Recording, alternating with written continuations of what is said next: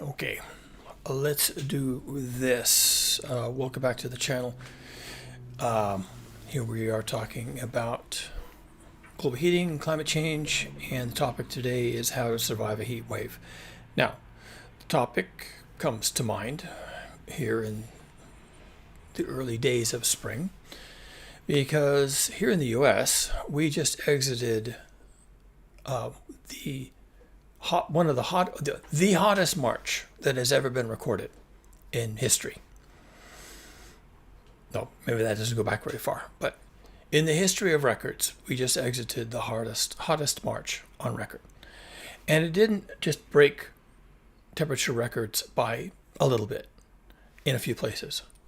It broke hundreds of temperature records in hundreds of places, many days running, like 10 days or so, by huge margins. Didn't break records by a degree Fahrenheit, didn't break records by 2 degrees Fahrenheit.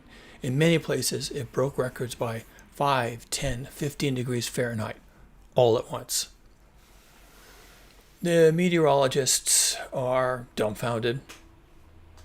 The climate scientists are dumbfounded. I've been on here several times talking about this kind of as it happened. Nobody really knew what to make of this. Early on, they were telling us things like, well, this will be a few days. It's going to get hot. Take it seriously.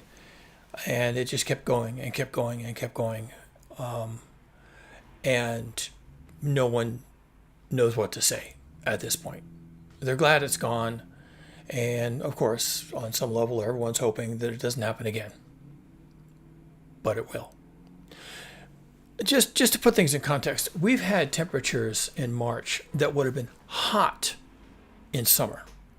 So July or August. All across the lower 48 United States of America. A chart of places that have seen massive record-breaking temperatures. The chart, the dots just cover the country. I don't know what happened in Canada. I don't know what happened in Mexico. We don't have the data for that. They may have had a similar situation. I don't get news from those places. I could look it up, but I'm probably not going to. This is the kind of event where people who care about global heating and who care about the climate and care about what we're doing to the planet just sit back and start to think, well, that was amazing. Daniel Swain, a meteorologist turned climate scientist, said that the heat wave was made 800 times more likely by global heating. So there you go. Nothing normal about it. Nothing expected about it. And yet, because the planet is heating, this is now a thing. This kind of thing can happen at any time now. The planet hasn't changed. The state of heating on the planet hasn't reduced or moved away or gone to some other planet. This is the place, this is where we are now. There's only one planet. It's suffering from global heating. And global is right there in the word. Global heating, global. It's global. And we just got a taste of it. Now, maybe we won't have another heat wave like that for, who knows, months, years, possibly. But doesn't matter, really, when the next one will happen. Or where it will happen. And we got it here in the U.S. They had similar heat waves in Russia. I could see it on the maps. I knew what it was doing. The Arctic was having anomalous temperatures. Doesn't mean it was hot. Still cold, still below freezing, but it was hotter than it should be. So that's something, right? Where'd that come from? It didn't come from the ice, did it? It didn't come from the Earth's normal behavior in winter. No, it didn't. It came from somewhere. And it came from the same place that gave us the heat wave that just hit the U.S. and is just barely starting to leave, just barely, as we exit March, where it's finally going away. Now, we have a couple more phenomena that we have to look at to put context in all of this. One of the phenomena is that we have the next swing of the ENSO, the El Nino Southern Oscillation, will be into the El Nino phase. That's the hot phase. It swings between the hot phase, El Nino, and the cooler phase, La Nina. And when it swings hard into either direction, that part of the Pacific Ocean is big enough that it affects global weather. So this is now a time to step back again, like I said, and take notice of what's happening on the planet. So I'm going to try to do that. And what I'm really going to focus on is not so much the weather and the predictions, although I have to mention those, and I kind of just did. What I'm more interested in is concrete advice, usable advice on what to look for, how people might get into trouble, and how to survive. So, situational awareness, understanding the risks, and then taking appropriate actions that you can take as an individual. Hopefully your community can help you take appropriate actions to reduce your exposure to risk, but maybe your community can't.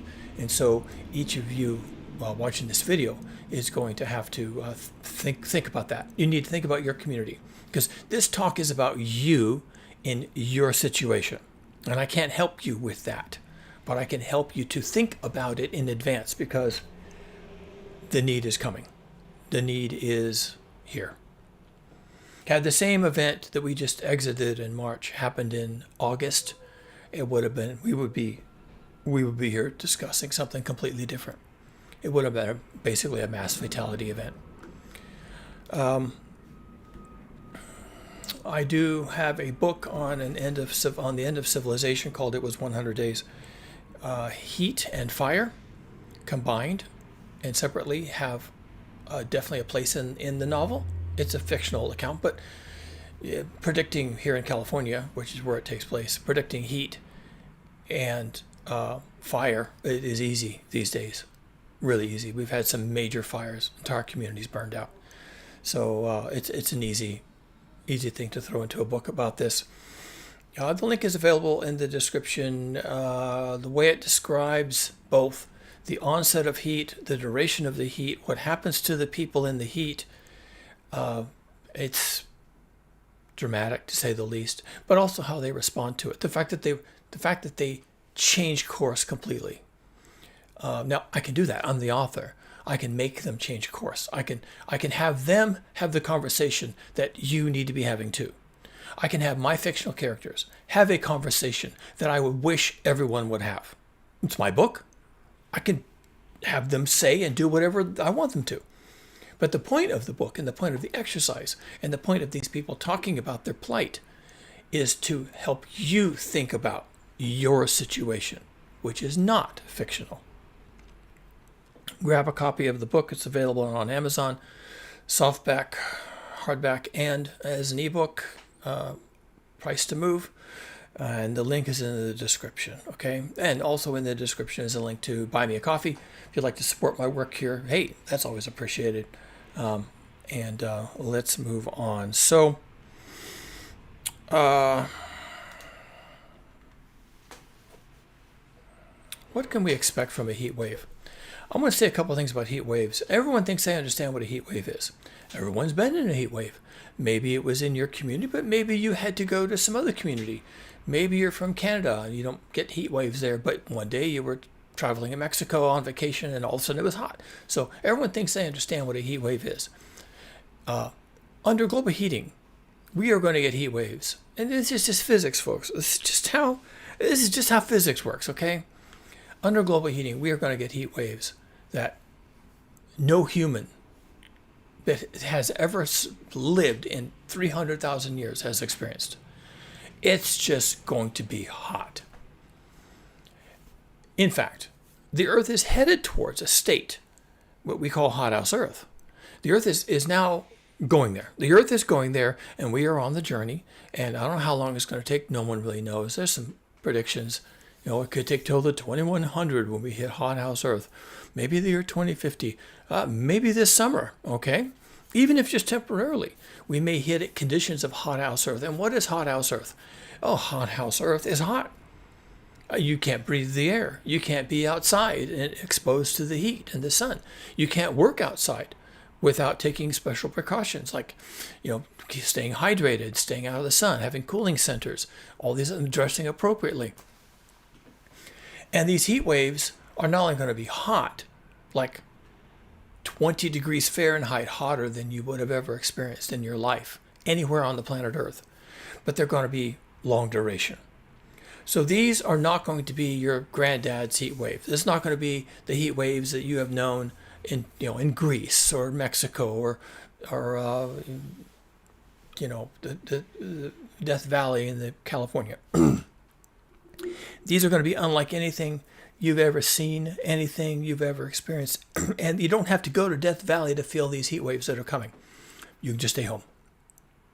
It's coming for you. Now, I don't know who you are. I don't know what your situation is. But since we don't know who's going to get hit by this, everybody has to take it seriously. Furthermore, if your country or your region of your country manages to avoid the worst of it, there may be another group of people nearby who don't avoid the worst of it. If they are citizens of your own country, then they might leave. And they might come down to where you are. They might go to where you are. They might go to the coast. They might, and you may find yourself, although you didn't have direct impacts, you may be having secondary impacts. Or if the heat is long enough and hot enough, it could cause crop failures. Maybe not where you live, but the crop failures in your country could be significant enough that where you live, maybe you have a food crisis. Or again, you have people leaving a food crisis where they live, coming to where you are to try and find food in your area.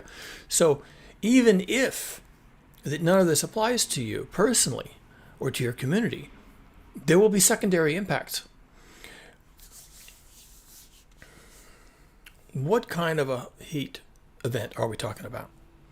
Well, let's just use the example of the one that we suffered. I mean, it was in winter, so it wasn't like we suffered, but we observed it, right? And that was the one that just happened in the U.S. So that was like a 10-day or 2-week event. It's not really over yet, so I mean, I guess we'll find out.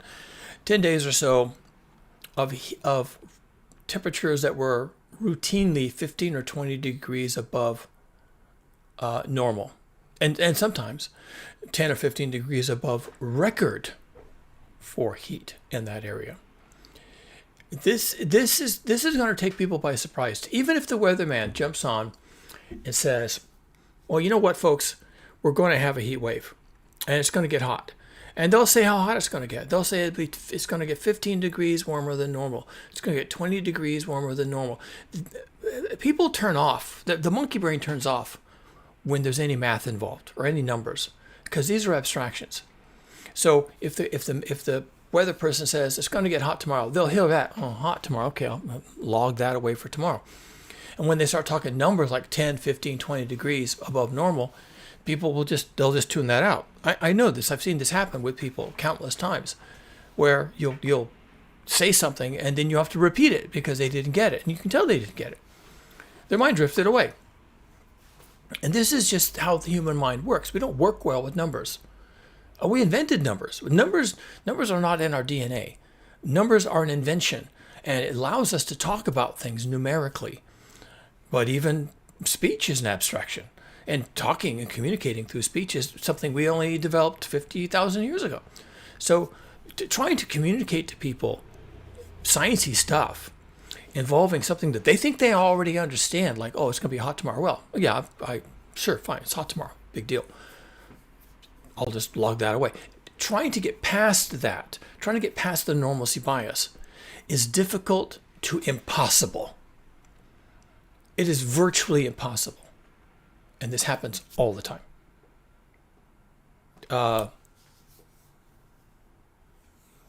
Meteorologists will say, yeah, there's a big hurricane coming. You're going to have to, board up your houses, get to higher ground. if your area generally floods from a hurricane, it's stuff they're going to flood this time, and they'll say all these things, and then the hurricane will come, it'll knock down all the buildings, flood all the streets, flood all the communities, ruin everything, kill people, wash everything out to sea, and then the reporters will go in there and they'll talk to the survivors, the people who are still there, and they'll say, so what did you do to prepare? Nothing. I didn't do anything. Why? Because I didn't believe it. You didn't believe it? They warned you. Did you get the message on your cell phone that told you that there was a hurricane inbound? Yeah, I did. And then what? I ignored it. This is how people are. And that's why I'm here today. Because you're going to get that message from your meteorologist. And they're going to say, look, people, you're on the other side of the screen, the other side of the camera. I can't reach out and touch you and slap you in the face to get your attention. I can't grab you by the lapels or shake you to make you listen. I can't do that because I'm a meteorologist. I'm in here in a studio and there's a camera and there's you somewhere else on the internet, and I can't do the things I have to do to make you listen. But you need to hear what I'm saying. This is going to kill people. Now, will the meteorologists say that? No, they won't. They won't. So let's say something else. It's going to be hot. It's going to be really hot. It's going to be hotter than you expect. It's going to be hotter than anybody has ever experienced. It's going to be hotter than we've ever seen it in this country. It's going to be the hottest place on Earth. It's going to be the hottest that the Earth has ever been in any particular place. They're going to say all these superlatives, and people are going to be like, okay, I heard you. It's going to be hot. And then they'll die. They just won't know what to do because it's going to be so fucking hot. And while they can do something about it being hot, there's absolutely nothing they can do, at least not without planning, if it's going to be fatal. So we are going into fatality heat. When? I don't know, this summer, probably midway through the summer.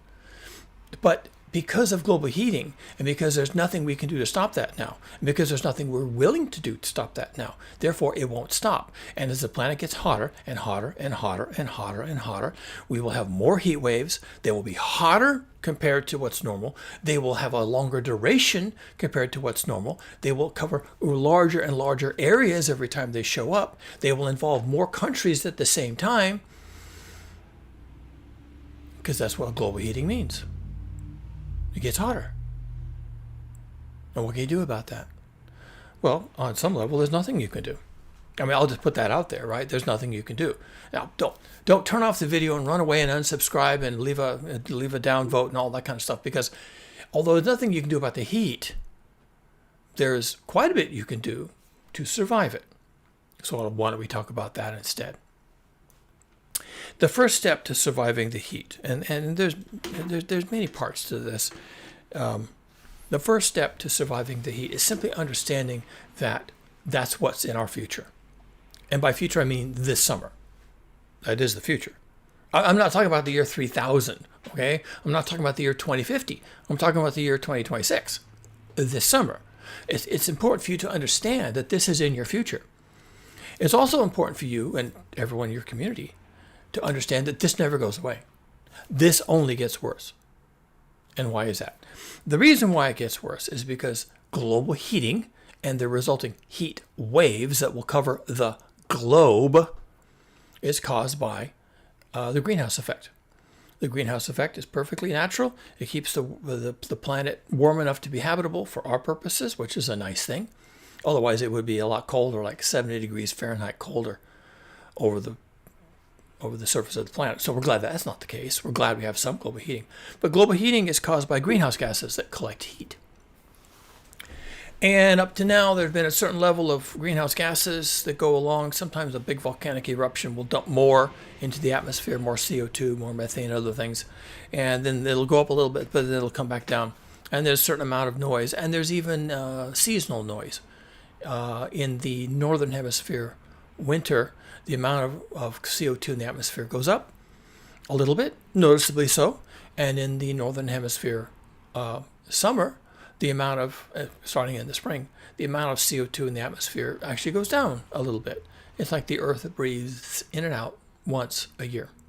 That's biology at work. So we see this little wobble, but if one looks at the data, the little wobbles are superimposed over a upward trend. And that's what I'm talking about. I'm talking about the upward trend. I'm not talking about the seasonal variations in CO2 levels that are completely natural. I'm talking about the upward trend, and that's caused by us. The upward trend has been a trend for, I don't know, 200 years or so. It has become a moonshot in the last 20 years. That's the period of time that we care about when global heating has really taken off. And what we are doing to increase the greenhouse effect is we are adding CO2 to the atmosphere, and this is measurable. And the amount we're adding is pretty stupendous. It really counts. It comes from burning fossil fuels. So originally, 200 years ago, that would have been coal. But more recently, like in the last 100 years, we've added crude oil and natural gas to the mix. So we're burning what we call fossil fuels, coal, crude oil, and natural gas. And as we combust these products, which come out of the ground, you pull them out of the ground, then you set them on fire. We have very creative ways to do that. Then the CO2 gets released into the atmosphere, along with water vapor and some other things, that sulfur dioxide, nitrous oxides, some of which are also greenhouse gases, but we don't have to focus on that here. We burn fossil fuels to survive. All of modernity, and most of us alive today have experienced our entire lives embedded in the modern world. I was born in 1959, so that's the atomic age, right? I've experienced nothing but the modern world from when I was born to now. And most people who are going to watch this video are probably younger than me. We are embedded in this. We've never known anything else. So when someone comes along and says, wow, your consumption of fossil fuels, and there's millions of ways each of us do that, is contributing to the greenhouse effect and heating the planet as a result, we're like at a loss.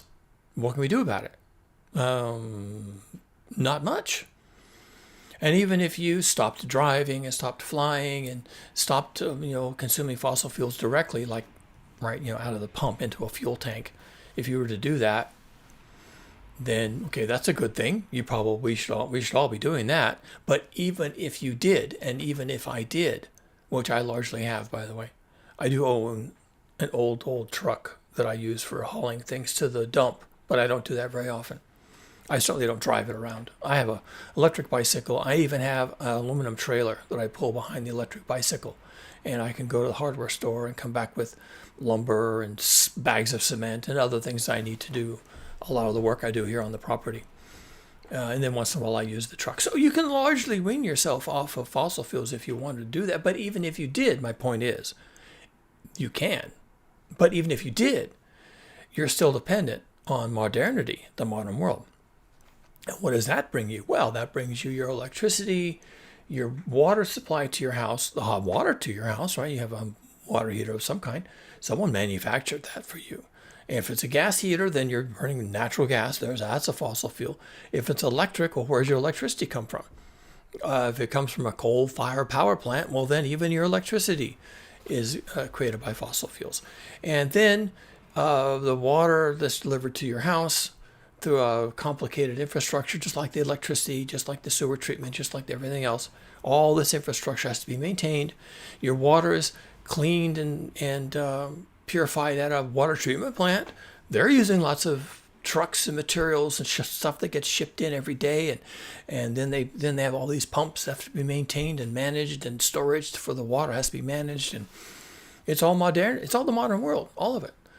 And if you ever need to go to the doctor, well, that's the modern world. If you ever go to university, that's the modern world. If you ever need, heaven forbid, cancer treatment or dialysis or even just a penicillin shot, that's the modern world. And without those things, you would have a harder time. And because we have those things, it's amazing. People live pretty good lives these days. Certainly better than our predecessors 300 years ago. Back then, an abscess in a tooth, a bad molar that goes bad and gets infected could kill you. Not so much anymore, right? We have dentistry and even emergency dentistry, and we have antibiotics. So pretty good lives, all told. But it's all made possible with fossil fuels. And because it's all made possible by burning coal, oil, and natural gas, and because it's all propped up with coal, oil, and natural gas all day, every day, for everything, we can't stop. People don't like to hear that. But that's the truth. We can't. I mean, we could, but we're not going to. How's that sound? Does that sound better? We could stop, but we're not going to. And because we're not going to, the Earth is going to continue to heat. And because the Earth is going to continue to heat, we're going to have heat waves. Now, the heat waves are going to affect some places on the Earth more than others, as I mentioned, either because it's going to be hotter some places than others, or it's going to last longer over time than some places than others, or the range of temperatures will be greater, hotter, a greater departure from normal in some places more than others. Also, and this is why I put this picture up here for today, for my background today, the heat waves and all the knock-on effects, which I'll get to in a minute, will affect, I don't want to say poor people, because you don't have to be particularly poor. Middle class is enough to not be able to escape this, whereas wealthy people who have a lot more resources might be in a position to escape this. So your challenge is to, again, understand that this is happening. You just have to accept that. You have to accept that this is happening and that now we have another goddamn thing to worry about going forward. Heat. Global heating. Then you have to understand how you're vulnerable. Maybe you're not. Maybe you'll find out that it's not a big deal for you. Well, lucky for you, you won the climate lottery. But if it is a problem for you, then is your community ready? And what do you have to have going for you to be ready? More on that in a minute. And then you have to act to save yourself, essentially. So this is a complicated problem now. Used to be heat wave would come, you'd sit it out, you'd tough it out, maybe you'd go to the beach, maybe you'd go to a cooling center, but it was no big deal, and it was a slight interruption, it was no big, it was nothing to worry about, not even anything to think about. Well, those days are over. Those days are over. Because if the heat wave that we just left behind in March, if it had instead hit us in August, it would have been a mass fatality event. So now let's talk about the things you're going to have to watch for in the case of a massive heat wave. First of all, the meteorologists are not going to help you here. They may say it's going to get hot. You need to be careful. Stay hydrated. Stay out of the heat. They may tell you some things like that. But meteorologists, by and large, I got to tell you, are in denial about all of this. They're not helpful. They will not tell you the truth. They'll tell you something, and then they'll roll their eyes and they'll walk away from the camera. They expect you to figure it out. They're not going to say the terrible thing. I'm here to tell you the terrible thing. And when the meteorologist on your evening news or in the newspaper or wherever you get here on the YouTubes or whatever, wherever you go to get your information, tells you it's going to be hot and it's going to be dangerous, that's the only clue you're going to get. Now, I might come on here and tell you it's going to be hot, it's going to be dangerous, and then I'll tell you why, and I'll tell you who's going to be affected, and as much as I can. But I'm not a meteorologist. I'm not part of that culture. So I feel free to tell you whatever you need to know. There's no brakes on where I can go. The other thing the meteorologists won't tell you is what is going to happen when the heat comes. So I have to go through this because you'll be thinking, it's going to be hot over the next few days. You won't be thinking about the knock-on effects. So here's a few of them. And these are the things that will catch people unawares and basically ruin their life and kill them. Knock-on effects. So it gets hot. Everybody turns on their air conditioning. And when they turn their air conditioning on, the air conditioning runs longer. It never really cools the house off, so it just runs continuously. Pretty soon, that one extra person turns on their AC and the power goes down. But it doesn't go down for just their building, although that might happen too. The power will go down for a region. And we have a lot of electric cars now that people plug in, so it'll happen probably towards the end of the day. The hottest part of the day, 5 o'clock, 6 o'clock in the afternoon, the heat's been building all day. Everyone comes home, they plug in their electric car, then they go into their hot house, and they turn on the AC, and bang. At some point, it goes down. This is a secondary effect. The heat also affects, your meteorologist won't tell you this, but you need to understand that's what's going to happen. Also, the heat can have direct effects on the electrical grid. The electrical grid is out in the environment, right? The wires going by overhead, the big transformers up on the poles, or even the big transformers in the ground, buried under the sidewalk. Substations and switches and monitoring and all this stuff is susceptible to the heat. Electrical components overheat. They get hot in use. And so they're manufactured to whatever, with fans or oil baths or other things to keep them cool in use. But when you pile on an additional 20 degrees Fahrenheit on top of whatever they were manufactured for, then they overheat and they fail. They can fail catastrophically. Transformers can just short out internally because the oil boils away. They can short out internally and go off like a bomb. It sounds just like a bomb. Yeah, sparks flying out of the top of the power pole. Also, when electrical wires, which are metal, when they get hot, and they're hot because of overuse, the power going through them heats them up. But also, it's hot. The environment is hot. So, but when they get hot, they get longer. They expand. All metals do this. When the power lines get hotter, both because of sudden excessive use, but also because it's hot out, they get longer. And when something that's longer, that's suspended from two ends, it starts to sag. And so the power lines will sag into either other power lines, trees, other infrastructure, buildings, things like that they may be passing over. And if the engineers who laid out the electrical grid were paying attention, then they'll make sure there's clearances to allow for the transmission lines to get hot, expand, and sag. They would have done that. But people plant trees, and the trees grow up, and they come up to the power lines, and maybe people trim them, and maybe they don't. People make changes to their buildings. They put up an antenna, they put up a weather tower, they put up whatever, a cell phone tower, okay? And then that becomes a contact point. So as it gets hotter, the lines start to sag.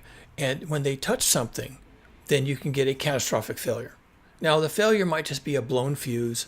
There are fuses up on the power poles overhead, and the utility truck can come out and say, oh, yeah, blew a fuse. And they can bring their bucket up, and they can get up in their bucket, and they can go up there with the replacement, and they can replace the fuse and do the things. But, it takes hours. And if all over the city, because this is a regional thing now, right? If all over the city, fuses are being blown in neighborhoods and industrial areas and everything else, then the response teams may not be up to the task. They may be, there might be half as many people or even a third as many people as are necessary to do the work during a heat wave. So you've got transformers exploding because they're getting hot and they're shorting out internally, and the transformers are exploding. You've got wire sagging into the trees or other structures and blowing the fuses, and sometimes even blowing the wire itself. So now you got a big job. And so, you're dependent on electricity, and it's always been, mostly reliable, right? But we're now going into a series of events that are going to test the electrical infrastructure, and it is going to fail, guaranteed. It's going to fail. The substations are going to overheat and blow up. The lines are going to short out and blow fuses. The transformers are going to blow up. And some of these are massive maintenance headaches. Massive. It might take days to get the power back on. Also, because these heat waves that are coming, like the one we just had in the U.S., are going to cover whole continents. This one did. At its peak, the heat wave that sat over California for a week was also affecting Arizona, New Mexico, Nevada, Utah, West Texas. And if there had been a major outage, now this happened in the winter, so it was elevated, the heat was elevated and people noticed it, and the meteorologists kind of lost their shit over it. but it happened in the winter. So we didn't have days and days of heat on top of days and days of heat because it wasn't summer. But if the same event happens in the summer, which it could, because there's nothing special about March, and there's nothing special about what's happening with global heating. This is just the way it is now, folks. It doesn't come and go. It just comes and comes and comes and comes and comes. More and more and more and more. To some degree. It's never going to go away. And never. It'll never, not in thousands of years. This won't go away. Maybe some summers will be better than others, and some decades might be better than others, but no, it's not even decades. It's like 1 year, maybe even 1 month might be better than the month before. But by and large, it's just going to continue to ramp up. That's all it can do at this point. That's all that can happen now.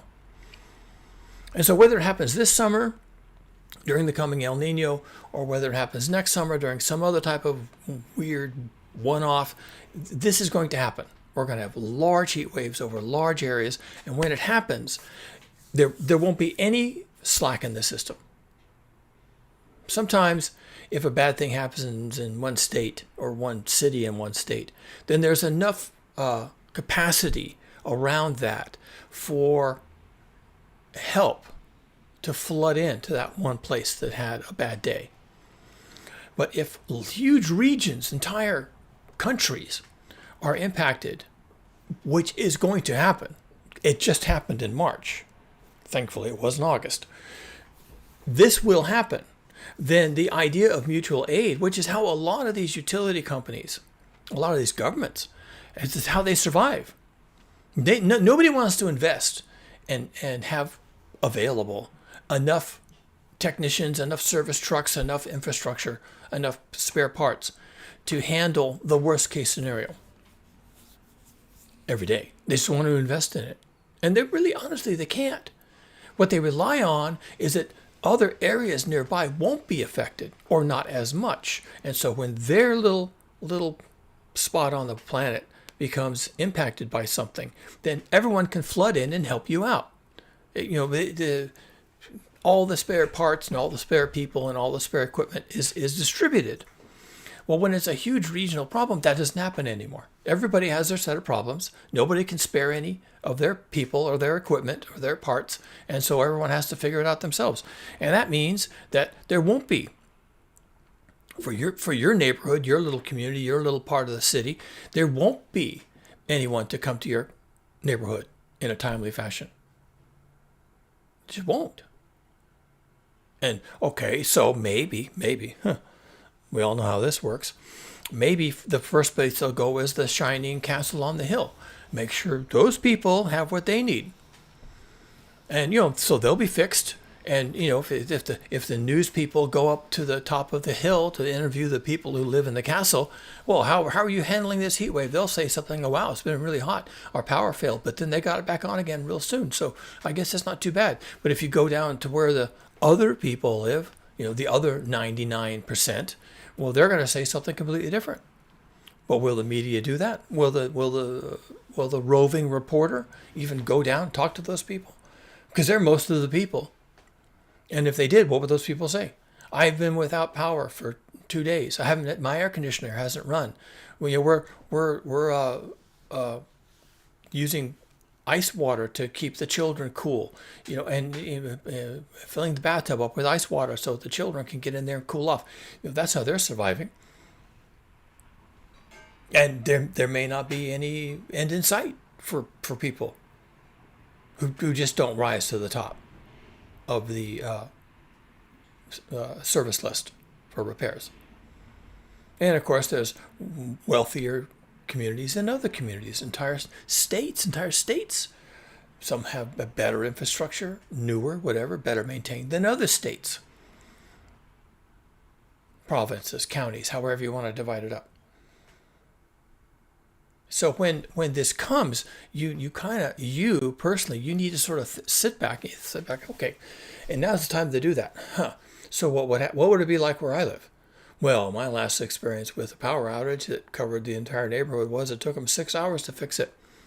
And, it wasn't even that big of a deal. They just took them 6 hours to get out here. Okay, that's data, and you need to think about that.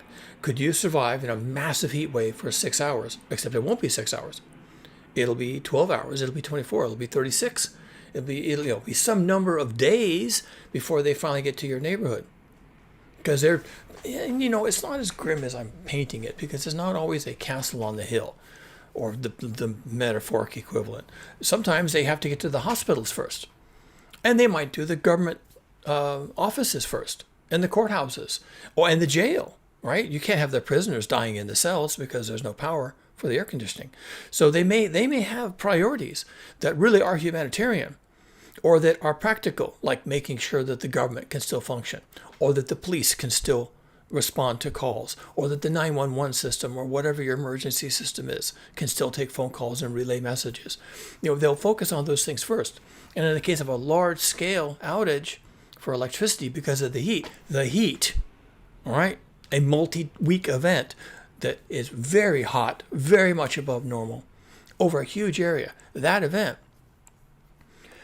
maybe all they can do just to keep critical services running. And they can't call in mutual aid from the other parts of the region, because they're in exactly the same situation. No one can come to anybody's aid. Everybody's kind of screwed. Maybe some worse than others, but it doesn't matter.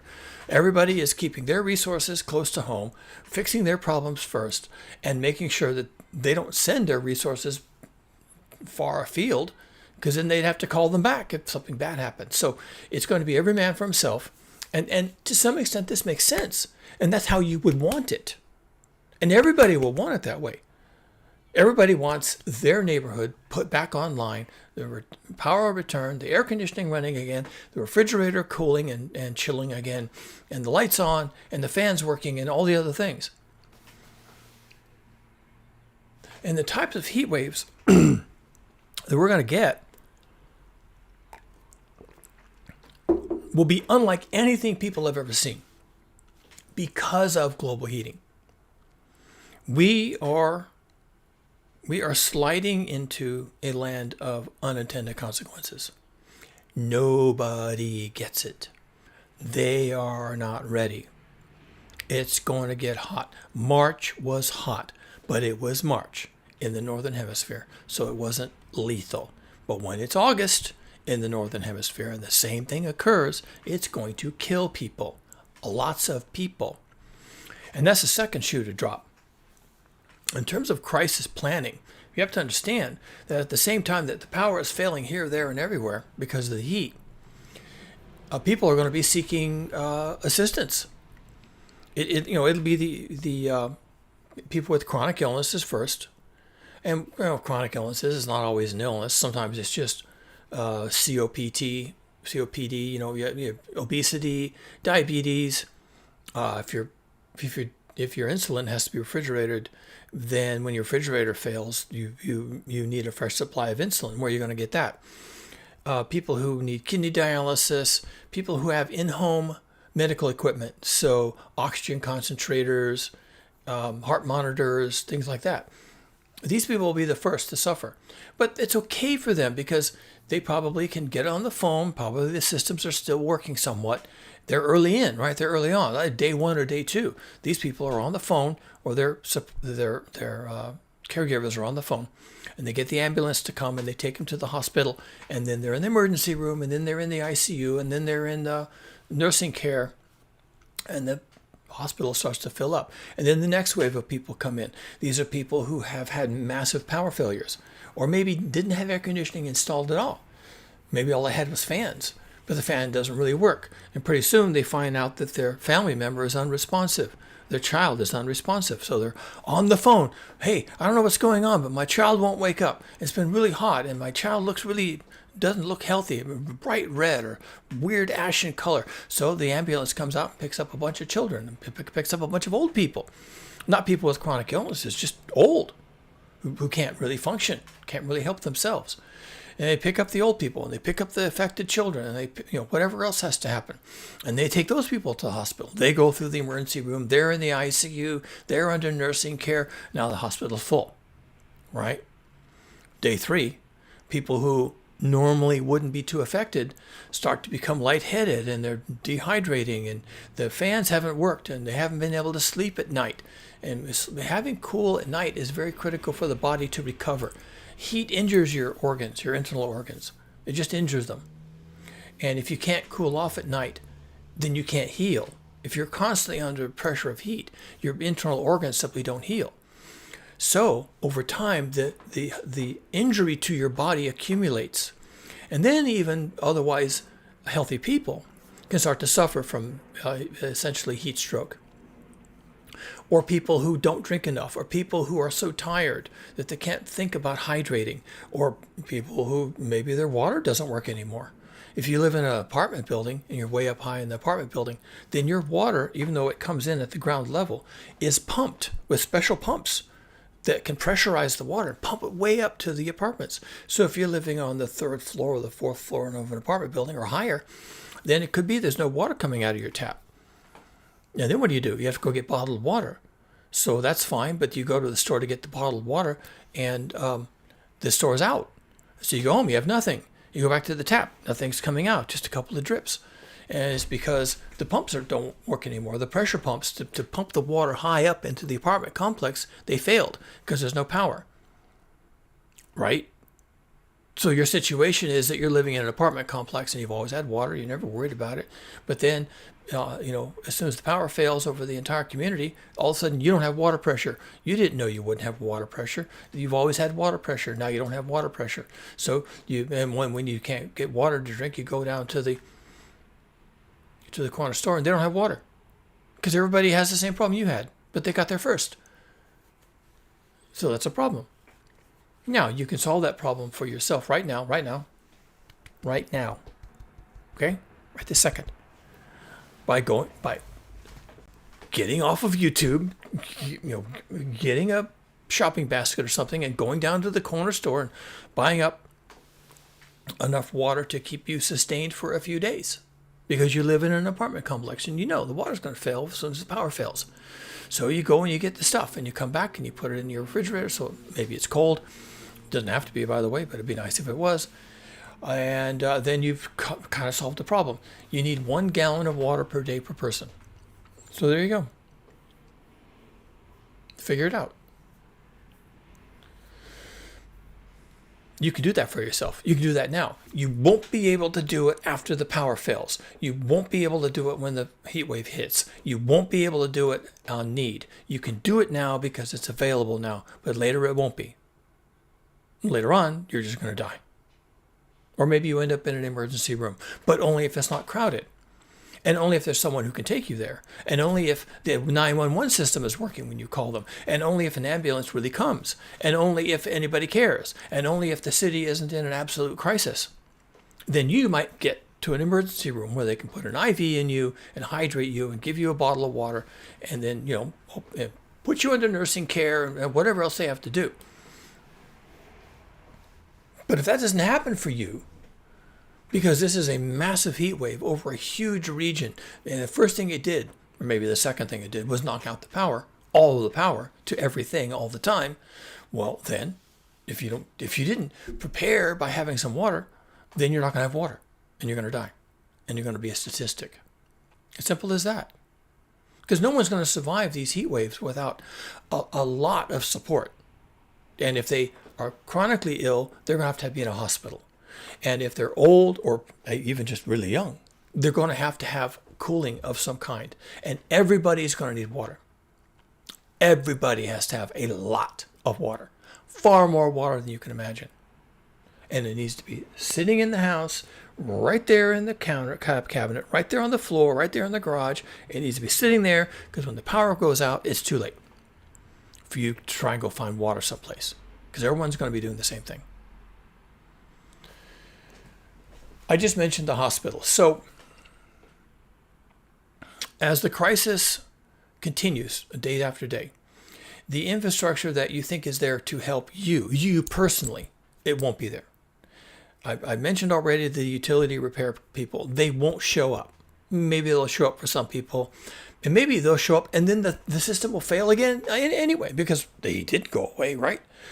They turn the electricity back on, they put the fuses in, they leave, everyone turns the air conditioning on, boom, there go the fuses again, right? Because the heat didn't go away. The need for electricity didn't go away. And it could come on and then half an hour later it goes off again. So You're going to have to be prepared to deal with not having AC, not having fans, not having internet access, maybe shortly not having cell phone access. Is your phone charged? Does your nearby cell phone tower have a backup generator? Probably doesn't. So you won't be able to call anybody. And if you do, the line may be busy with so many other people calling at the same time for the same reason that you are. And will the ambulance come for you? Are you close enough to a hospital to take yourself there personally, like in your car? Or maybe you'll have to walk. Because if you look out your window, in all likelihood, the streets are going to be gridlock. Why is that? Because it's hot. And everyone's in their car trying to solve their problem. They're trying to get to the hospital. They're trying to stock up on food and water. They're trying to get out of town. They're doing all the things that people do when they panic. Gridlock. Made worse by the fact that the power has failed. Therefore, the traffic signals aren't working. So now it's everyone inching through intersections trying to get somewhere. And then someone's car boils over because it's hot. Did we forget that part? Their car boils over. Their car stalls. They can't get it started. Maybe they just run out of gas, right? Because what are the service stations going to be doing? They don't have electricity. They can't pump gas. So by about day 5, everybody who's been running around trying to get water and trying to get fans and trying to get insulin and trying to get to the hospital and trying to get back from the hospital, they run out of gas. And when they pull into the service station, which is suspiciously empty, why is the service station empty? Why am I the only one here? Then they realize there's a bag over the pump that says can't pump gas. Not available. Maybe it's in the ground, but you can't get it out of the ground without an electric pump. And you can't do payment systems. You can't swipe a credit card at the pump to get the thing. And the guy who takes your money inside, he's not even there anymore. He's closed up shop, put a big lock on the doors, right? And maybe the doors are broken. Maybe people broke the doors open. And when you finally go in there, you stick your head in to see if you can give the guy cash. And the place has been rampaged. And all the soda is gone. All the water is gone. All the food is gone. And, because people needed food and water and things to drink. So that's it. You're not buying gas. And your car is running on fumes. It's parked right out in the service station. And all out through the city, intersections and roadways are packed full of cars that have run out of gas. And we're like day 5, maybe day 3 of the heat wave. We could be really, really just barely into this. And if this system, this mythical system, this heat wave that has hit, that was bad enough that it blew up the infrastructure, starting with electricity, then you're trapped. You're in a death trap. Now, you won't know that right away. I'm telling you right now. When these big mythical heat waves that we just have to expect, don't know if it's going to come this summer or the next summer or the summer after that, but this is going to happen. And the time to be thinking about this is now. When it happens, you will be trapped. You'll be trapped inside of modernity. Because what was modernity doing for you? It was giving you food, water, electricity, fuel for your vehicles. It was giving you communications. It was giving you hospitals, schools, cooling centers. Does your city have a cooling center? Could you get to it? Are you going to have to walk through in the sun and the heat to get to the cooling center? How will you do that? Do you have proper footwear? Because if you're walking to a cooling center that's a mile away, you're going to be walking on sidewalks that are blazing hot in the sun. So you've got a parasol for your head, you're sweating like a pig, and then you're wearing sandals or flip-flops to keep your feet cool, and the sole is so thin that it starts to cook your feet. Your feet start to cook. You weren't thinking of that. You were just thinking of comfort. You were just thinking of trying to stay cool. It's really hot. I'll put on my sandals. And then you walk for half a mile, and all of a sudden your feet are burning.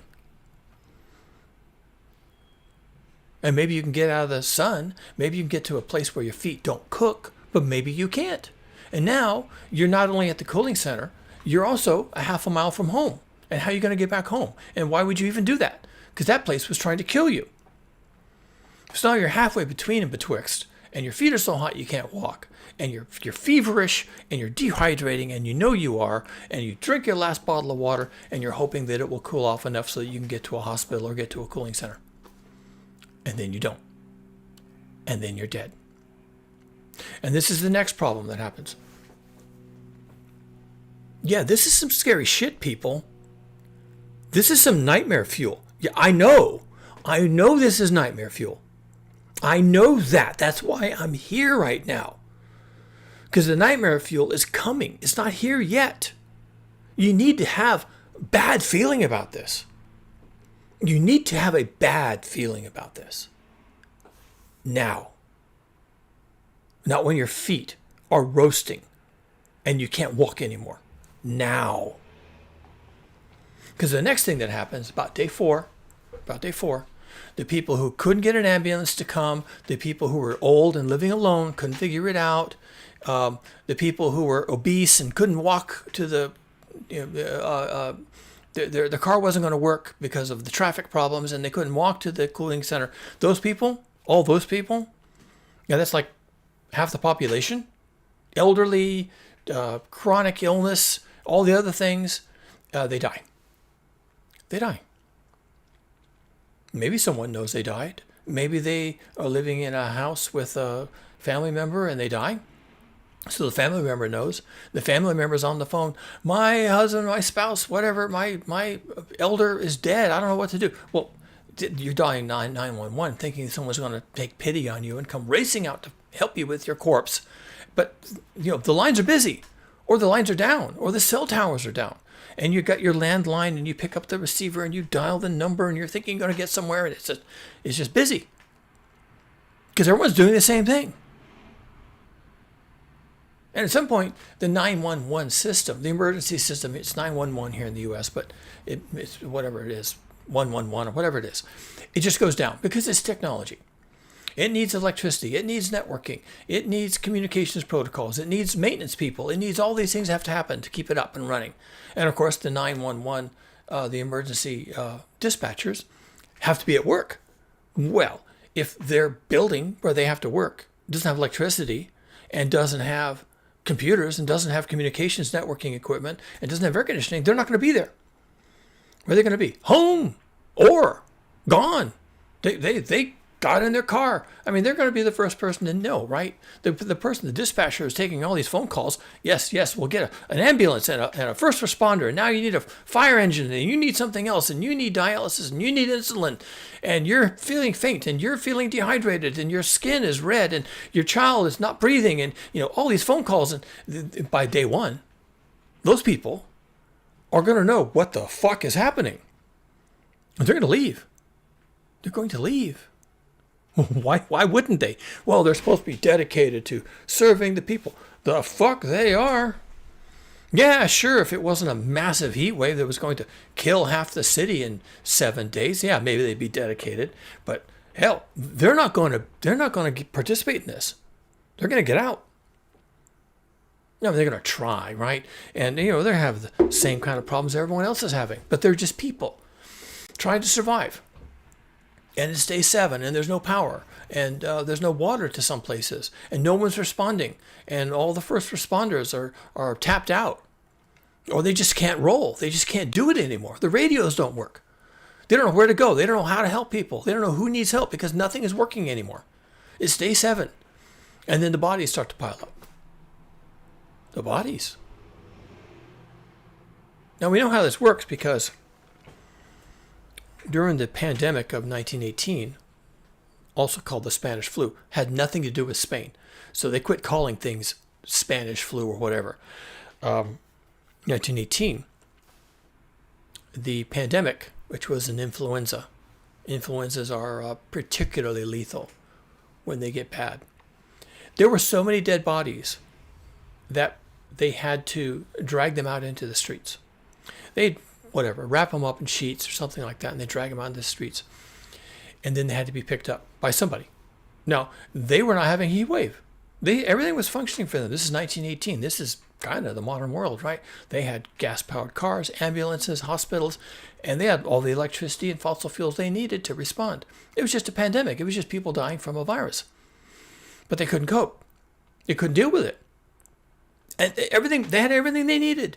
Food, water, everything. And it wasn't hot. But there were so many dead people that people just lay in the aisles, in the hallways at the apartments, or in the backyard, or out on the sidewalk, or in the alley. Because people didn't know what to do with the bodies. There were so many. Entire families would die.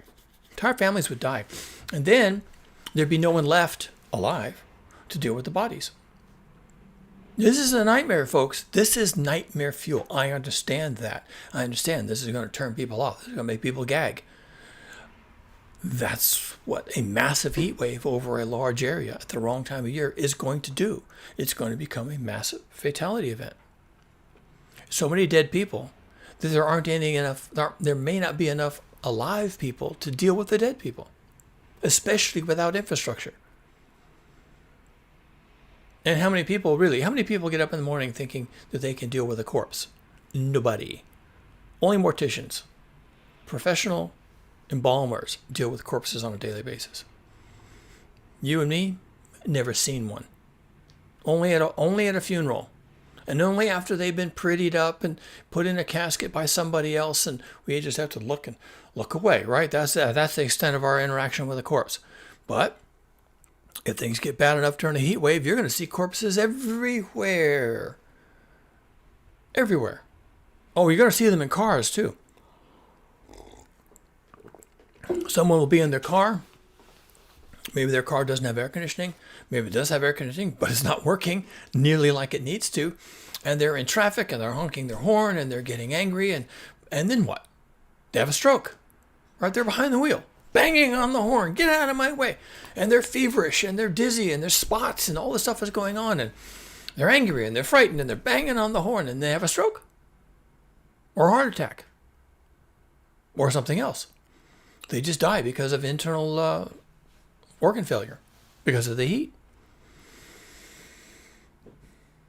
And, so about the time you think you're going to jump in your car and leave the town, head out for the country or head to some other town that maybe you think is better off than where you are, you're going to pull your car out of the driveway and you're going to be out in the street. It's going to be a parked car there and a car there with the door open, a body hanging out of it. It's going to look like a zombie movie.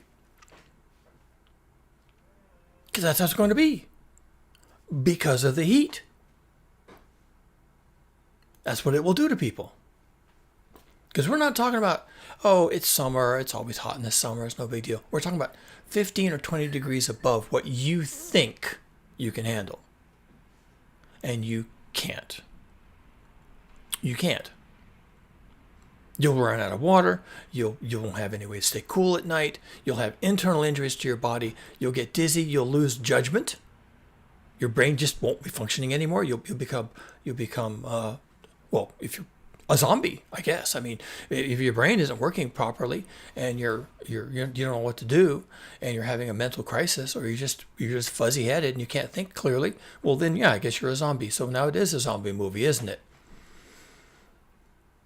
And once people start to die in large numbers, and again, remember, people with chronic illnesses end up at the hospital first. And the generator is already running. Children and the elderly end up at the hospital next, and the generator is already running because there's no power. Then people who can't find air conditioning, run out of water, can't find fans, don't have electricity for any of that stuff, they end up at the emergency room, they end up in the hospital, and then the generator stops because there's no fuel. They run out. They had fuel for maybe 4 days, maybe 3, maybe 72 hours, right? They had fuel, and then it all stops. And is there anyone to deliver diesel to the generator? Well, in theory, maybe someone could jump in their truck, which maybe has air conditioning, right? That'd be fine. And they got a big truck and it's got a big tank on it. It's got all this diesel in it. And they could prioritize the hospital. They could even have a contract with the hospital. That a simple phone call and we rush out there and deliver diesel. Except remember, the traffic lights aren't working. And the streets are full of parked cars and cars that have failed to run and cars with dead bodies in them. And it's just complete gridlock. So how's the truck going to get there to the hospital to put in the diesel? You start to get a sense of how these things how the disaster just gears together. It's like this horrendous machine where all these things are gearing together. This is what a polycrisis looks like. A polycrisis where you got a triggering event and then you have cascading events. A long duration heat wave that is especially intense, like we just saw in March, exactly like that, that would be enough. That kind of an event happening in August or June or July or September, that kind of event happening in the summer months here in the Northern Hemisphere would trigger a polycrisis by about day 3, maybe sooner. And if it lasts 10 days after that, then you've got 10 days to try and survive. No electricity. If you're in an apartment, no water. No first responders. Hospitals and emergency rooms are shut down. You can't buy water because it's all been purchased. You can't buy food. Not that you're going to be thinking about food. You're going to be thinking about water. The cooling centers, if they existed, are crowded and are run by generators, and they've run out of fuel. By 5 days into a 10-day event, the systems have broken down. Now you say, "Oh, that's fear-mongering." No, it's physics, people, and it's my understanding how the infrastructure works, in particular because of our reliance on fossil fuels. And I don't mean fossil fuels for your car, your diesel, your petrol, whatever it is, your gasoline for your car. I mean everything that rolls, ambulances, fire trucks, utility workers, and whether the roads that would allow these people to move around in vehicles are completely clogged with vehicles of people who panicked or didn't know what to do, and many of which failed in place and died in place. Examples of this. This happens often enough now to be a pattern. Here's the pattern. In Pacific Palisades, North Los Angeles, was it last year or the year before? Big fire came through. We won't talk about the fire, but it was a huge fire. Now, these are wealthy people. They had a huge fire come through, driven by 100-mile-an-hour winds. No way it could be fought. It just burned through the community. 19,000 homes and businesses were burned. People jumped in their cars and tried to get away. It came so quickly that even though there were warnings that you should evacuate, people dilly-dally, or they didn't believe it. And that's typical, right? That's always the case. There's always a bunch of people that don't believe it, or can't be bothered, or won't be inconvenienced, or someone will save me at the last minute. And so they jumped in their cars and tried to leave. And they couldn't. There was smoke crossing the road, and embers, fire embers, and the house was on fire, and that house was on fire. And they're in their little car, and they're frightened, and they're confused, and they're delusional, and they're old, and they're Alzheimer's, and they're trying to get away in their car, and they couldn't, so they just abandoned their car. They stopped it in the middle of the fucking road, and they walked. And I don't even know how many people died walking through the fire. But that's how it is, folks. You'll get in your car and you'll get on the road and you'll go down to the next intersection and there's somebody parked in the middle of the intersection. They left their car. The doors are open and they've left. They're gone. Oh, and then of course what they did. And this people are people. People are going to people. All right. They took the keys. So you couldn't even go in there, start the car to get it out of the way, or just turn the key enough to be able to put the car in neutral and let it roll down the hill under gravity and get the fuck out of the way. You couldn't do anything with it. It was locked. And the engine was locked. The transmission was locked. You couldn't do anything with it. People just walked away. Locked their car because, that's what you do. You lock your car when you leave. Set the alarm. Beep, beep. You set the alarm. Get the car fart. And then you leave. It's in the middle of the fucking intersection. And that's what happened. And when the first responders finally showed up, as they did, because remember, they were completely overwhelmed.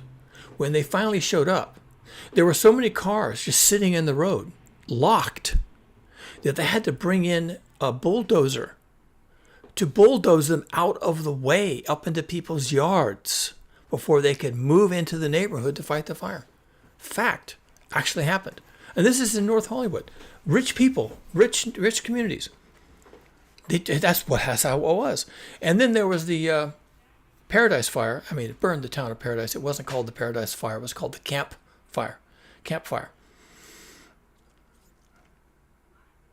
Again, people didn't believe it. It was windblown. I understand that it caught them unawares. But what they then tried to do is they tried to jump into their car and drive out of town. But this was a mountain community, same as Pacific Palisades. There is a pattern here. It was a mountain community, narrow roads, narrow residential roads. And once again, people panicked. Someone found themselves in the smoke and they're like, I can't drive through the smoke. I'll scratch my car on a rock or something. So they're sitting in the middle of the road waiting for the smoke to clear. Meanwhile, behind them, every car for a mile is honking their horn. Get out of the way, you idiot. And they're sitting there in the smoke waiting for the smoke to clear. And then they died. They died in their car, burned to death in their car trying to get away. It doesn't work. That shit doesn't work, people. Maybe you didn't know what happened in the campfire. Maybe you never heard about what happened in Pacific Palisades. But it was a clusterfuck. Huge, massive failure. Because people panicked. And they always will. You will panic. Every single time. And that's why I'm here today and not in August when we're day 5 in a massive regional heat wave. Right? That's why you're here listening to this horror story, because it's not August and we're not day 5 in the event. It's before that. And we can think about these things. We can do research. We can call the hospitals. We can call a friend of lives out of town. We can say, hey, you've got got a nice house in the country, you've got air conditioning, and you're a little further up in the hills, maybe it won't be so hot. Do you mind if I crash there in the case of a heat wave? And they'll be like, what are you talking about? Well, let me tell you about the heat wave that's coming because of global heating. And you might end up having a half-hour conversation to convince your buddy to let you crash at their place in the case of you needing to escape the city or you needing to escape some suburb someplace. But then you've got a story. And more importantly, you've given thought to it. More importantly, you have decided that you're going to fight to survive. Because if you don't make that decision now, you won't. You won't fight, and you won't survive. You'll be like every other schmuck who didn't believe it, didn't think it applied to them, didn't care enough to give it any thought, didn't get any warnings. When they got the warning, they didn't believe it because, conspiracies, as you do. Saving yourself from a calamity like we are going to see requires forethought.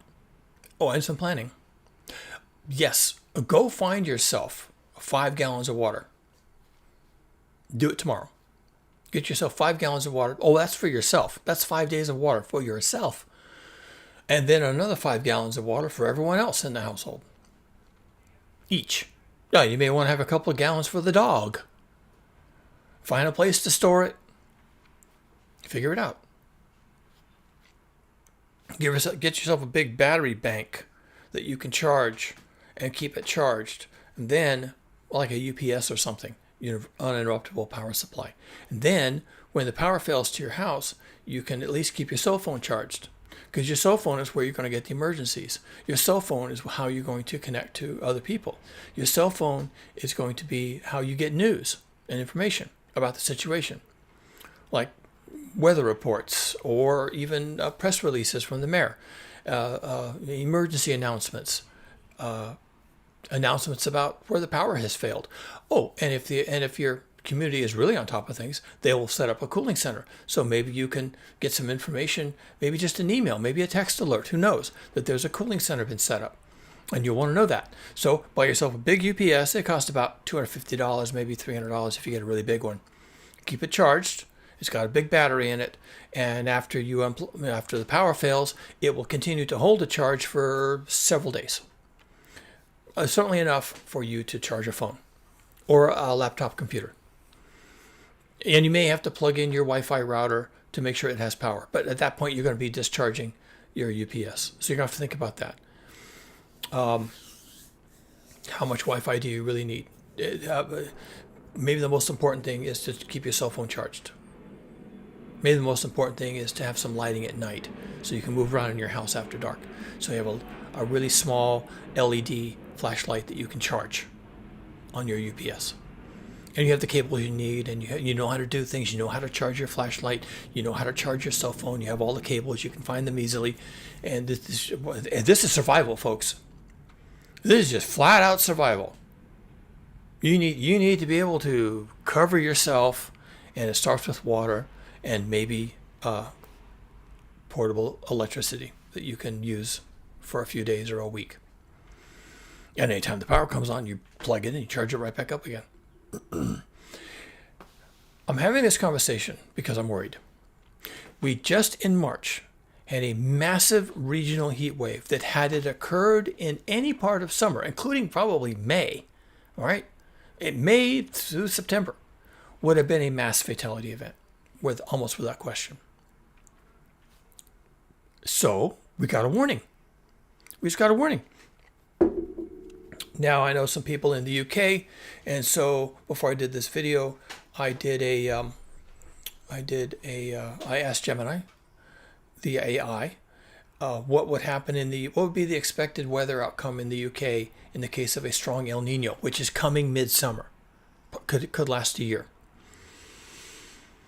And it said that when there is a strong El Nino, which is in the South Pacific, so I know it seems like it's a long ways away from the UK and Europe, but this is how it works, folks. When there's a strong El Nino, the UK gets heat waves. I didn't know that. If a strong El Nino happens in the winter, then the UK can get torrential rains. And you go, well, how is that possible? It's just different times of the year. So in the winter, they can get a lot of rain and a lot of wet weather, precipitation, but in the summer they get heat waves in the UK. I also, because I was speaking to a woman from Nigeria in the chat, I was also thinking, well, just curious, now that Nigeria is in my brain, what's going to happen in Nigeria if there's a strong El Nino? Again, these are Earth system parameters that we can ask questions about. And it said that there are regional differences. So the north half of Nigeria, which tends to be dominated by dry conditions, gets really dry and really hot, and there's a lot of crop failures, and there's famine in the case of a strong El Nino. Well, that didn't sound very good. The southern half, which is where Lagos is, it used to be the capital, but now it's just a big city. The southern half of Nigeria, it gets a lot of rain. So this is a setup. This is the setup again.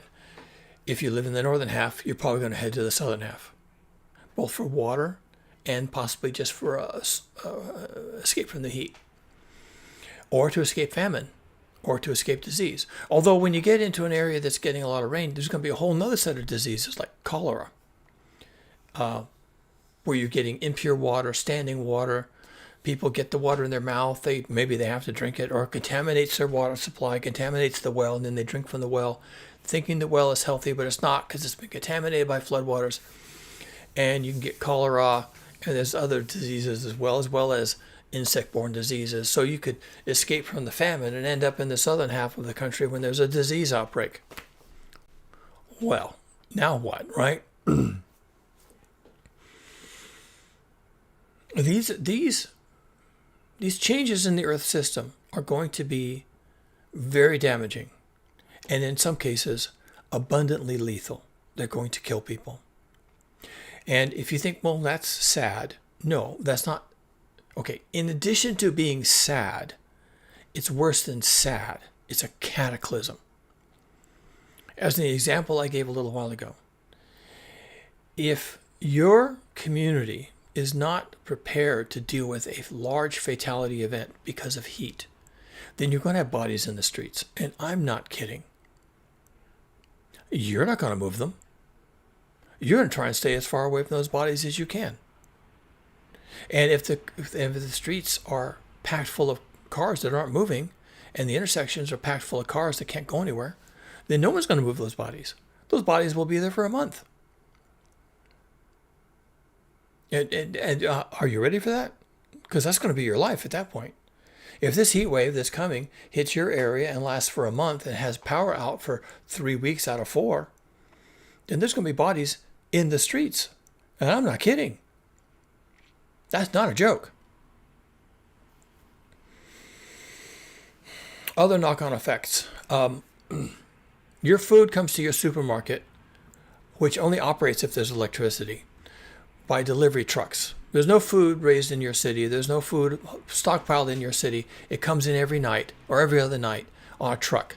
But again, if the roads are impassable, there's no electricity, the freezers can't freeze the food, the coolers can't cool the vegetables, then there will be no food coming, and when it comes, it'll spoil immediately. And now you're a week into a crisis with a heat wave, and not only are you struggling to find water every single day, now there's no food.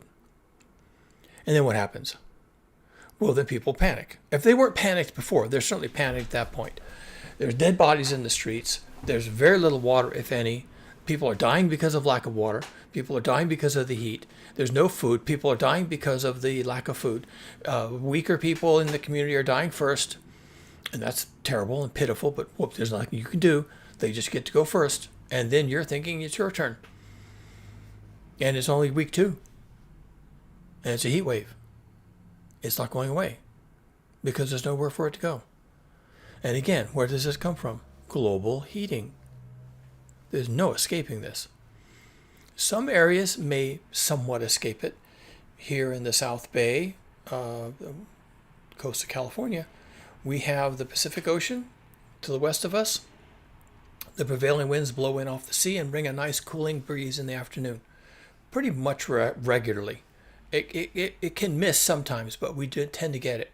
And so no matter how hot it was in the day, if when the breeze comes in the evening, you can open up some windows, have the screens, open up the doors. If you've got screen doors, which we do have now, because I wanted screen doors, then the cool air just blows through the house and cools the house off. And in the morning, you reverse it. You close everything up. You close all the windows. You close all the doors. You trap the cooling inside. And it'll last most of the day.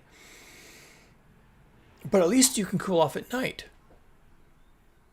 And if it can cool off at night, your body can repair once again. Your body repairs at night from the heat, from the damages caused by the heat during the day. And, if the water is still there, you can rehydrate before you go to bed. And maybe you've got food and water and you can still, will we still have electricity? Well, if the heat of the day only lasts during the day and towards evening everything cools off, well, then we should expect fewer transformer explosions, fewer sagging wires during the day, fewer fuses being blown and knocking out the entire community for all its electricity for days at a time. I happen to be off-grid solar. I've got batteries in my backyard, in a shed, and inverters, and I got solar panels. And most of the time, it keeps them pumped up, especially in the summer, and I have electricity. So if the power fails in my neighborhood, as has happened on occasion, then I've still got a story. Now, I may want to go around the house and turn off loads, like I probably won't need the hot water heater, which is electric, so I just turn it off. I might want to be careful with other loads like the oven or stuff like that. There is air conditioning, so you may want to run it judiciously, like maybe only in the heat of the day or not at all. Don't run it at all. Just tough it out, and nighttime, when the cooling air comes back in, you'll be okay-ish, all right? So knowing my situation here, I can anticipate what's going to happen in a heat wave. And that helps. What's your situation? You've been in heat waves where you are, wherever that is. What happened? Think about it. And think about the prospect that if you live on the 4th floor in an apartment and the power fails, you won't have water. And no matter who you are, you probably should have water on site. You need to get the water now, not day 2 of a heat wave, because you'll find out there's no water. And don't plan on first responders coming when you call 911, and the ambulances are going to come for your elder who's hot, and the police are going to come, and then the fire department's going to come for a fire that the heat set, and the utility company's going to come to repair the power that just the transformer that just blew up across your street. Don't count on any of that. This normalcy bias is going to get you killed. You just can't have these thoughts. The worst case scenario is now the scenario. And maybe if you're rich and you're living up on a hill, in the castle and the shining castle on the hill, maybe we have a different story. But hey, well, the rest of us, the other 99%, are going to have to make up our story as we go. And it's going to be ugly. It just will be. I don't care who you are, unless you really do have a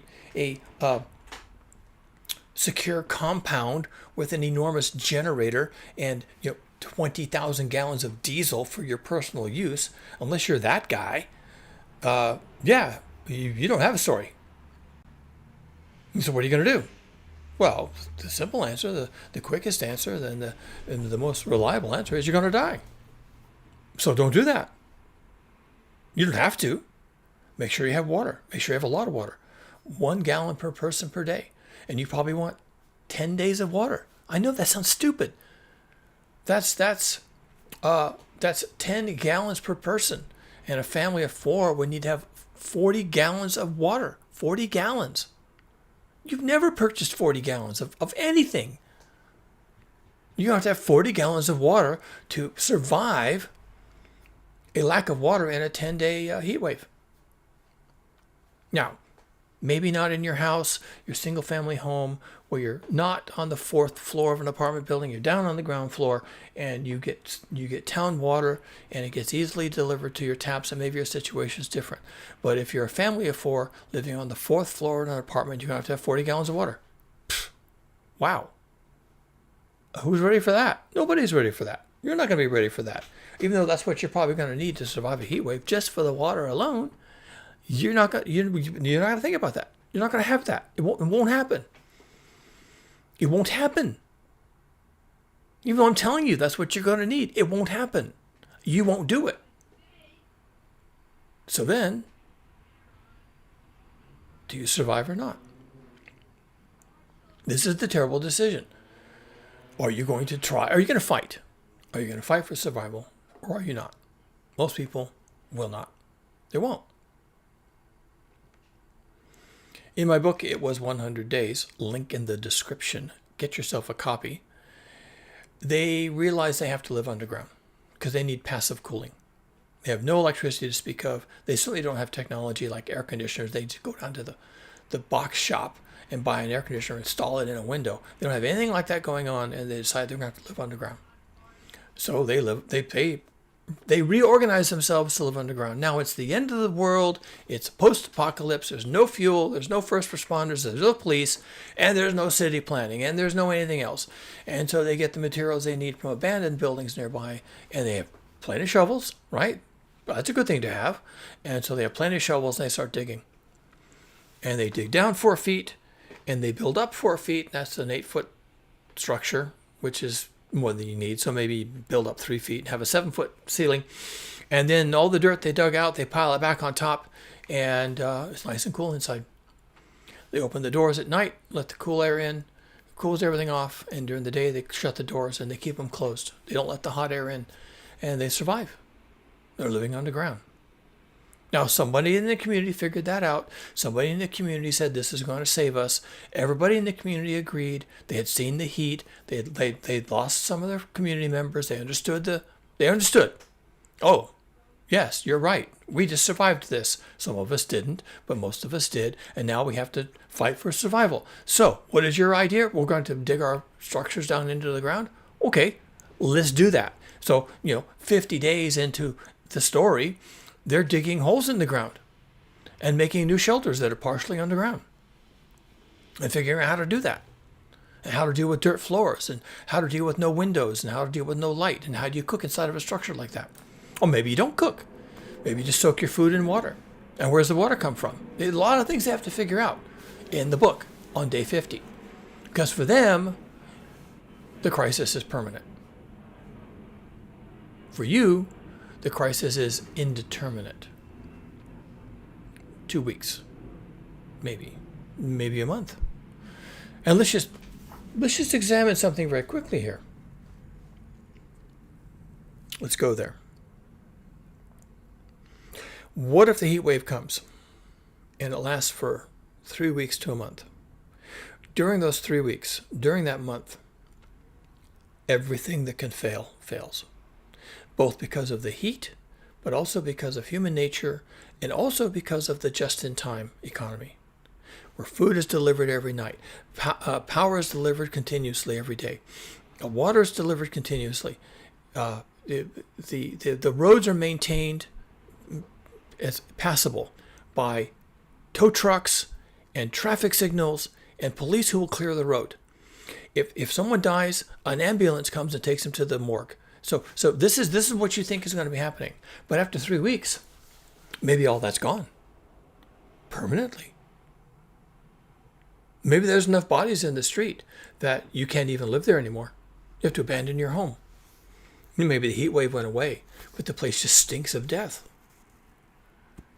And maybe there's dead bodies in your apartment complex. Maybe there's dead bodies above you and dead bodies in the apartment below yours, and you can't live there anymore.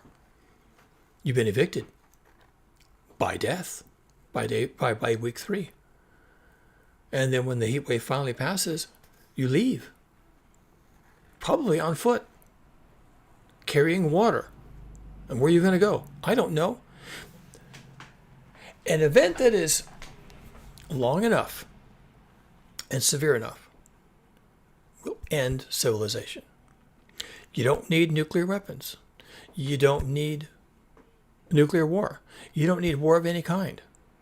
It's just your area got hit so hard that you can't stay there.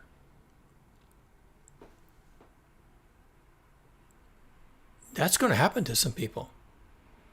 Those people are called survivors. They're also called climate refugees. They're refugees. They have to go somewhere. Maybe they go live with family. Maybe they just become wards of the state and there's nowhere for them to go. But they're refugees. They have to leave. They can't go back to their apartment. There's rotting body fluids dripping down from the ceiling from the apartment above that has a couple of corpses in it. I know this is gross. This is horrific. It makes you want to vomit. This is what we're staring at. This is the nightmare that global heating is going to deliver to us if what happened in March happens in July. You see? If what happened in March happens in July, and it's already been hot, and then it's hot for 10 days or 2 weeks, and at the end of 2 weeks, the place that you used to call home is uninhabitable for human purposes. Uninhabitable.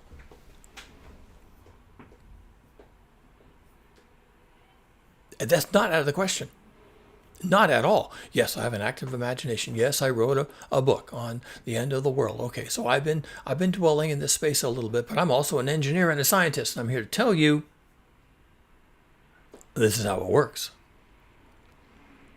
And you go back and you watch this video a couple of times, and as you're listening to me describe the scenarios, how things fall apart, when they fall apart, what falls apart first, what comes after, all the things that trip one after the other. And you tell me what part of that is out of reach. Tell me what part of that is impossible.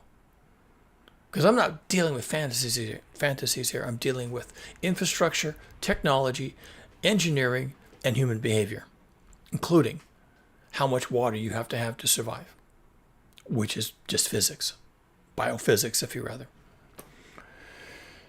So, I hope that woke you up, because that's why I was here. Time to wake up, people. Global heating is real. We just had a taste of it in March. People are going to sweep that under the rug, and then summer's going to come. And the El Nino, which is supposed to be really strong, is going to hit around June, July, and it's going to sock in, and then the heat is going to roll. And if it comes in a little later in the year, then maybe we'll be into fall and we'll be able to survive it. But if it lands in the middle of summer, or heaven forbid, early in the summer, May, June-ish, then there's going to be a die-off. It's in the cards. It's not out of the question. Everything I've described here is just reality. It hasn't happened yet. But that's just a contingent fact of history. A year from now, we may be looking back on that enormous heat wave that came and killed people and confused people and destroyed cities and made certain places uninhabitable. And I couldn't go back to my apartment because it was uninhabitable. They were going to have to demolish it because of all the death. And and I had to go live with a cousin 1,200 miles away, and it was hard to, and they didn't really want me there, but I had to, make it work for them. I had to make it work for them, and me and my spouse and my 2 small children, we had to make it work for my cousin. And what do I do now? Yeah, that's the nightmare fuel, folks.